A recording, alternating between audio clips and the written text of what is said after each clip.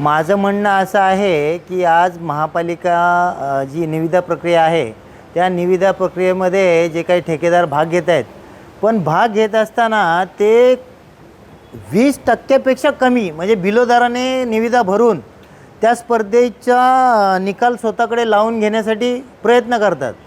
20% ठीक आहे, पण त्याच्यापेक्षा वरती म्हणजे 26-25 असं जाऊन ज्यावेळेस तुम्ही एखादं काम मिळवता तर त्या कामाची गुणवत्ता तुम्ही कशी काय राखता, किंवा जे काही तुमचं प्राकलन रक्कम असेल त्या प्राकलन दरापेक्षा तुम्ही खाली जात आहे, मग तुम्हाला ते काम कसं परवडतं? मग तुम्ही गुणवत्ता खराब करता की मग घरातनं पैसे टाकता? तर या संदर्भात तुम्ही कोणाला पत्र दिलं?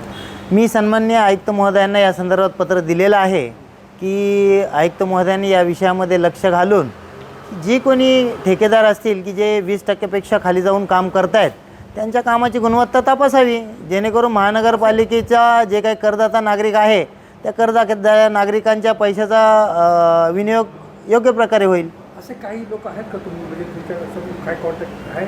ते माझ्या नजरेत म्हणण्यापेक्षा सन्माननीय आपले शहर अभियंता मॅडम आहेत, त्यांना तुम्ही त्याबाबत चौकशी करावी, कारण त्या निविदा प्रक्रियेच्या मुख्य आहेत, त्यांना त्या सर्व गोष्टी माहीत असतील.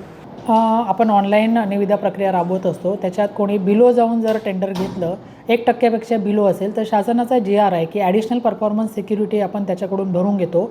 1 ते 10% असेल तर आपण ॲडिशनल 1% घेतो. 10% ते 15% प्रत्येक पर्सेंटेजला आपण 1-1% घेतो. म्हणजे एक ॲडिशनल सेक्युअर्ड अमाऊंट आपल्याकडे राहते आणि आपण त्याच्याकडून जस्टिफिकेशन घेतो की एवढ्या बिलो रेटने ते काम कसं करतील. त्यांचं जस्टिफिकेशन प्राप्त झाल्यानंतर मग आपण पुढची निविदा प्रक्रिया करतो.